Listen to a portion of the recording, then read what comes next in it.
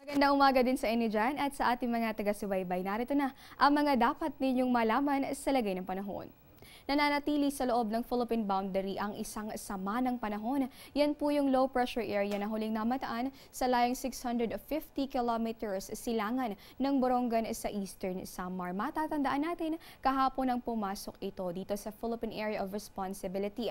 At ayon po sa Pag-asa, posible itong ma-develop sa pagiging isang ganap na bagyo pagsapit ng araw ng Huwebes. Sa mga nagtatanong naman, magla-landfall ba ito? Oras na maging bagyo na kung ayon po kay Pag-asa weather forecaster Glyza Escolar, posible ang tumama partikular na dito sa may bahagi nitong Central Luzon. Gayunman, ayon kay Escolar, matutukoy lamang yung mga partikular na lugar na maaring tamaan ng bagyo. Oras nga na ma-develop na ito sa pagiging ganap na tropical cyclone. Bibigyan niya ng pangalan na local name nga na Karen. Ito po yung ika-11 bagyo dito sa ating boundary, kaya naman tutok lamang sa mga updates ng Pag-asa, Panahon TV at Radyo Vision.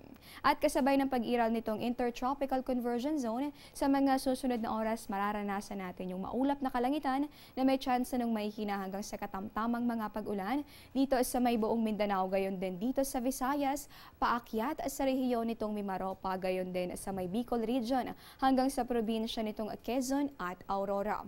Ang natitirang bahagi naman ng Luzon makakaranas ng bahagya hanggang sa maulap na kalangitan, kasama po dyan yung Metro Manila, pero wag pa rin maging kampante dahil posible yung mga isolated rain showers or thunderstorms. Sa puntong ito, check naman natin yung inaasahang temperatura sa iba't ibang bahagi ng bansa. Dito sa Luzon, ang Metro Manila makakaranas ng temperaturang between 24 hanggang sa 32 degrees Celsius. Sa Puerto Princesa, pagitan ng 25 hanggang 32 degrees Celsius.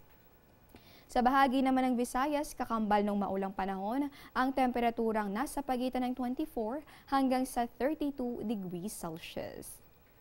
At panghuli na lamang natin sa bahagi nitong Mindanao dahil nga uulanin pa rin ang temperatura pagitan ng 24 hanggang sa 32 degrees Celsius. At yan muna ang latest mula rito sa Pag-asa. Para sa Panahon TV, ako po si Desiree Jonio. Magandang umaga sa inyong lahat.